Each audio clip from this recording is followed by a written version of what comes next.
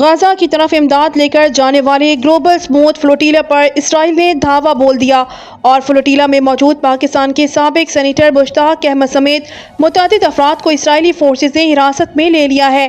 اسرائیلی فوجی کشتیوں نے 40 سے زائد کشتیوں پر مشتمل گلوبل فلوٹیلا کو گھیرے میں لیا اور کئی کشتیوں پر پانی کی توپیں چلا دی۔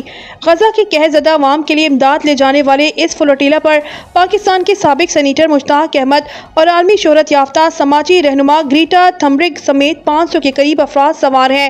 فلوٹیلا منظمین کے مطابق اسرائیلی فوجی ایک جہاز میں داخل ہوئے اور جہاز پر سوار تمام ارکان کو حراست میں لے لیا۔ پاک فلسطین فورم کی جانب سے سوشل میڈیا پر یہ دعویٰ کیا گیا کہ سابق سینیٹر مشتاق احمد خان کو قابض اسرائیلی فورسز نے حراست میں لے لیا ہے۔ پاک فلسطین فورم نے مشتاق احمد خان اور گلوبل اسموتھ فلوٹیلا پر موجود دیگر افراد کی گرفتاری کے خلاف نیشنل پریس کلب اسلام آباد میں دھرنے کا اعلان بھی کیا ہے۔ وزیراعظم پاکستان شہباز شریف نے اسرائیل کی جانب سے غزہ امداد لے کر جانے والے گلوبل اسموتھ فلوٹیلا پر حملے کی شدید الفاظ میں مذمت کرتے ہوئے حراست میں لیے گئے تمام افراد کو فوری طور پر رہا کرنے کا مطالبہ کیا ہے۔ گلوبل اسموتھ فلوٹیلا کے قافلے میں شامل کشتی میکینو پر سوار عرب صحافی حسن مسعود نے ایک ویڈیو شیئر کرتے ہوئے دعویٰ کیا ہے کہ ان کی کشتی غزہ کی سمندری حدود میں داخل ہو چکی ہے۔ اسرائیلی وزارت خارجہ کے مطابق مسافروں کو اسرائیلی پورٹ پر منتقل کیا جا رہا ہے۔